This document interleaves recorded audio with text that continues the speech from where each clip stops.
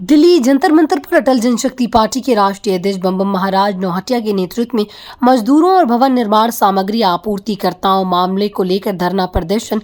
क्या कुछ कह रहे हैं, ये जानते हैं।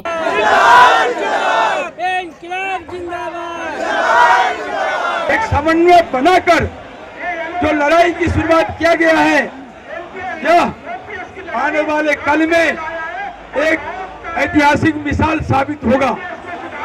मैं अपने इस कार्यक्रम की शुरुआत करने से पहले आदरणीय गुप्ता जी से आग्रह करूंगा कि वो मजदूरों के और भवन निर्माण सामग्री आपूर्तिकर्ताओं के दर्द को अपने लहजे में बताएं और आगे की लड़ाई की रूपरेखा के संबंध में भी निर्देशित करें और भविष्य में कोई भी ठेकेदार मजदूरों की पैसा न मार सके, उसके लिए जब सेंट्रल विस्टा निर्माण हुआ, मोदी जी ने मजदूरों के साथ चाय पिया, मोदी जी ने मजदूरों को सम्मान दिया, लेकिन इस चाय की चुस्की में कमल आदित्य कंस्ट्रक्शन कंपनी और इसके साथ अन्य जो कंपनी हैं वो सब मजदूरों का पैसा डकार गया है। ये जो एग्जीक्यूटिव इंजीनियर है अभी राहुल है, इससे पहले और जो था, ये सब मिलकर ये सारे दोषी हैं।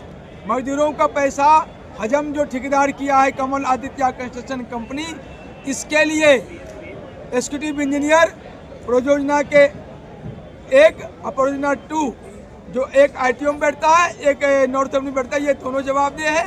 सारा पैसा सेंट्रल विस्टा से कमल आदित्य कंस्ट्रक्शन कंपनी ने ले चुका है, सिक्योरिटी तक ले चुका है, लेकिन इन मजदूरों का पैसा नहीं दिया है। भवन सप्लाई जो किया है सप्लायर, उनका पैसा नहीं दिया है। आज के इस प्रदर्शन से ये मांग है कमल आदित्य कंस्ट्रक्शन कंपनी से सरकार पैसा दिलावे, PF हक दिलाए, जो भवन निर्माता है सप्लायर हैं उनका पैसा दिलाए, और इसके अलावा जो खड़गोदा में सुमोजा इलेक्ट्रिकल द्वारा काम करवा लिया है, पैसा नहीं दिया है, वो पैसा दिलवाए। NBCC में जो काम करवा लिया है जय कुमार, पैसा नहीं दिया है, वो सब पैसा दिलवाए इसके लिए। और जो PF नहीं दिया है वो सारा, ये 3 कंस्ट्रक्शन कंपनी को अभी हमने सामने इनके वर्कर्स आए हैं। वैसे हजारों कंस्ट्रक्शन कंपनी, क्या 100% कंस्ट्रक्शन कंपनी जो ये काम कराते हैं मजदूरों से, आप सभी से रिक्वेस्ट है, शोषण कर कभी काम करा के उनका मेहनत दिया जाता और सरकार हमारी खामोशी से ये सब देखती रहती है। ये बहुत गलत है। इन लोगों ने कितना आवेदन किया, कितना संघर्ष किया, कितना ज्ञापन दिए, आज मजबूरन इनको जंतर मंतर पर आना पड़ा। ये छोटी बात नहीं है कि किसी भी तरीके से कोई सुनवाई न होने के बाद हमारे राजेंद्र गुप्ता जी को, सुबोध बिहारी जी को, बम बम महाराज को जंतर मंतर पर आना पड़ा है। आज मजदूरों के साथ जो कुछ हो रहा है इस देश में वो ठीक नहीं है। कभी ग्रेप 3 के नाम पर, कभी ग्रेप 4 के नाम पर मजदूरों का काम रुकवा दिया जाता है। तो अपने घर बैठो। प्रदूषण का एक झूठा हुआ बनाया जा रहा है कि प्रदूषण है, भयभीत किया जा रहा है। दिल्ली के कामगारों को परेशान किया जा रहा है, और ये सब छोटी बात नहीं है। अरे मजदूर एक दिन काम नहीं करेगा तो उसका चूल्हा चलेगा कैसे? आप तो सुप्रीम कोर्ट में बैठे हुए, कभी कहते हैं ग्रेप 3 हो गया जी, आज मजदूर घर बैठ जाए, कभी कहते हैं ग्रेप 4 हो गया है जी।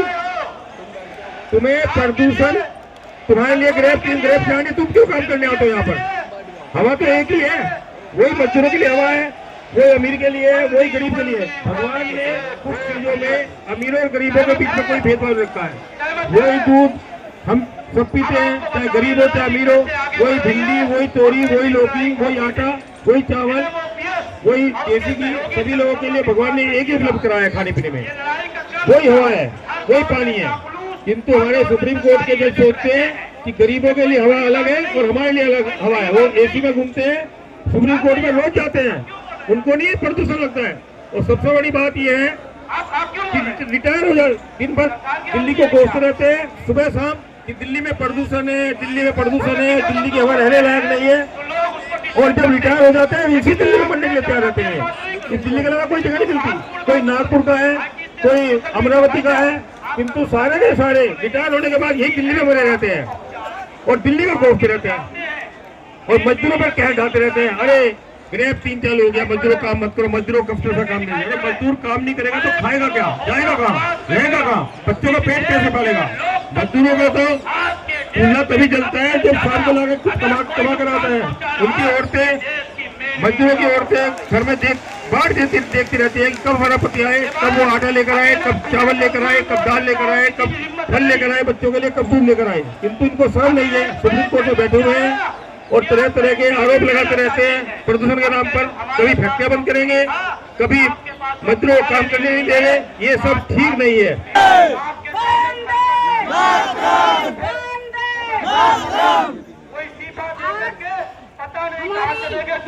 बहुत बड़ी मजदूरों की जनसंख्या जिन्होंने एकत्र की है, उनका मैं आर्थिक दिल से बम्बम महाराज जी का धन्यवाद करती हूँ।